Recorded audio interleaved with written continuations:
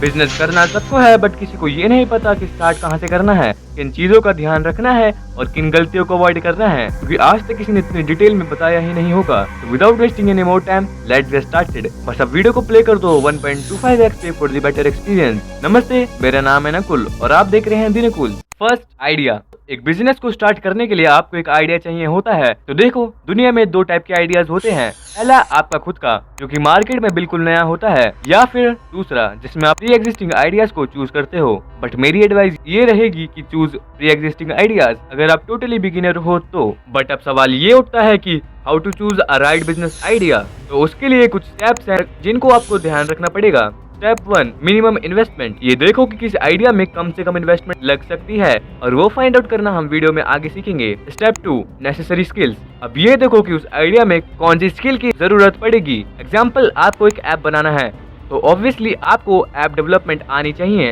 And देखो कि क्या तुम्हारे पास वो स्किल पहले से है या तुम किसी को हायर कर सकते हो। Step 3, scalability. अब आपको ये देखना है कि जो आपका एंड प्रोडक्ट है वो 1 फॉर ऑल है या 1 to 1 है। नहीं समझ में आया? कोई नहीं, एक एग्जाम्पल लेकर समझते हैं। एग्जाम्पल, आपने एक ई बुक बनाई है, तो बस आप उसे एक बार बनाकर मल्टीपल लोगों को सेल कर सकते हो। एंड वहीं आपने एक नॉर्मल बुक लिखी है, तो अब आपको उसकी हर एक सिंगल हार्ड कॉपी प्रिंट कर सेल करनी पड़ेगी। I hope you will get it. Step 4, time to get start. अब बस सिंपली ये देखो कि आपको मैक्सिमम कितना टाइम लगेगा for the execution. Step 5, when you will make profit. इसको जानने का एक सिंपल फॉर्मूला है, which is fixed cost divided by -1 average price per unit minus variable cost, and you will get it.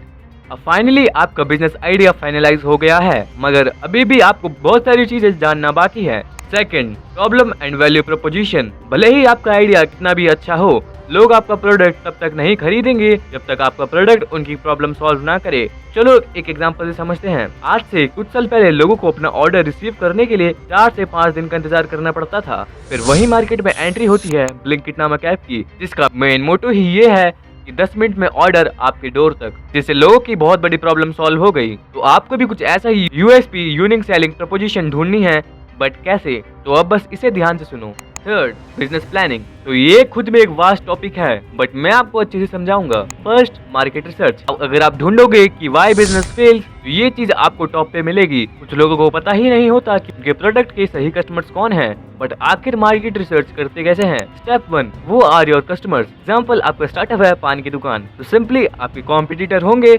Already existing पान वाले। मजाक कर रहा हूँ। तो बस तुम्हें उन्हें एनालाइज करना है और उनकी कमजोरियों को अपना हथियार बनाना है। स्टेप 2, वो is your target customer. And जैसे कि आप पान की दुकान खोल रहे थे, तो अब बस आपको आपके कस्टमर्स का डिस्क्रिप्शन लिखना है। Example, gender male, age 30 to 60, occupation workers and employees, interest पान खाना एंड ज्ञान देना। Step 3, what problem did they have. दूसरा पान वाला ज्यादा पान लगाता है, अरे यार बस यार। Second, product description. अब सिंपली आपको आपके प्रोडक्ट का डिस्क्रिप्शन लिखना है, जिसमें आपको खुद से ये 3 सवाल पूछने हैं। First, what is your product. अब हम एग्जांपल लेते हैं पेन, तो हमारा प्रोडक्ट है pen. Second, what's your USP. हमारे पेन का डिजाइन प्रीमियम है, कॉस्ट कम है, लीक नहीं करता, पेपर की बात नहीं कर रहा। Third, what does you solve.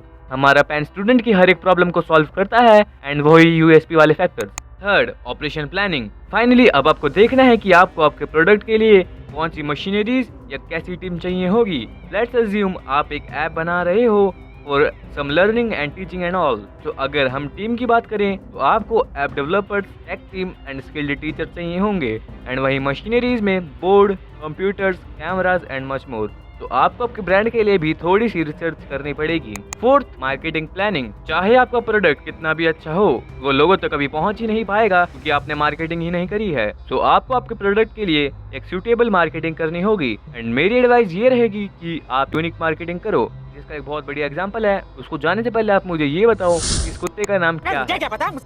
और आपने इसको कहाँ देखा है? अगर तुमने भी वोडाफोन बोला तो कांग्रेचुलेशन, इसे ही यूनिक मार्केटिंग कहते हैं। एंड ये कंपनी वाले इससे ये बताना चाहते थे कि where you go our network follows you like the pug dog. Fifth, product market fit. मेरी जान मतलब अपने प्रोडक्ट को लॉन्च करने से पहले देखना कि क्या वो मार्केट के लिए फिट है भी या नहीं। तो उसको आइडेंटिफाई करने के लिए 2 मेथड हैं। फर्स्ट, ऑनलाइन, जिसमें हम एक वेबसाइट बनाएंगे जिसमें बस आपके प्रोडक्ट के फीचर्स लिखे होंगे, एंड ऑल्सो एक फीडबैक मैकेनिज्म होगा जिससे आप पता लगा पाओगे it is really worth it और नॉट। सेकंड, ऑफलाइन, मेरे ख्याल से ये बेस्ट है। सिंपली अपने टारगेटेड कस्टमर से खुद पूछो क्या वो आपके प्रोडक्ट यूएसपी के वजह से उसे खरीदना चाहेंगे। एंड हाँ, ऑलवेज बी एडेप्टेबल। अगर आपके टारगेटेड कस्टमर को उसमें कुछ वल्नरेबिलिटी लगती है तो उसे चेंज करने से बिल्कुल मत हिचकिचाना। 6. फाइनेंस। अगर मार्केट रिसर्च के बाद कोई चीज है जिसके रॉन्ग एग्जीक्यूशन से आपका बिजनेस फेल हो सकता है तो वो फाइनेंस है। प्लीज इन चीजों का जरूर ध्यान रखना। First, separate personal and business finance. Best रहेगा अगर आप बिजनेस के लिए एक सेपरेट अकाउंट रखो और उनमें से some percentage as a salary अपने पर्सनल अकाउंट में ट्रांसफर कर दो।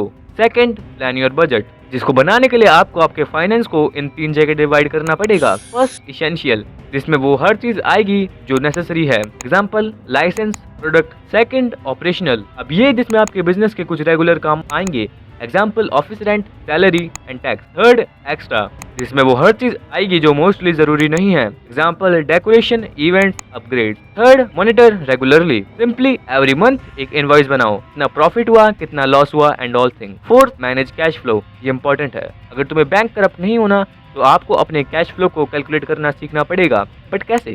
Simply inflow subtracted by outflows is equal to net cash flow. Example, तुमने 1 लाख की सेल्स की और 50,000 का लोन लिया तो तुम्हारा इनफ्लो हो गया 1.5 लाख और आपने 50,000 रेंट में दे दिए, 30,000 सैलरी में और 10,000 अदर एक्सपेंसेस, तो आपका नेट कैश फ्लो हो गया 60,000। सो आई होप ये वीडियो आपके लिए वैल्यूएबल रही होगी। तो मिलते हैं फिर, तब तक के लिए मीट यू सून, बाय।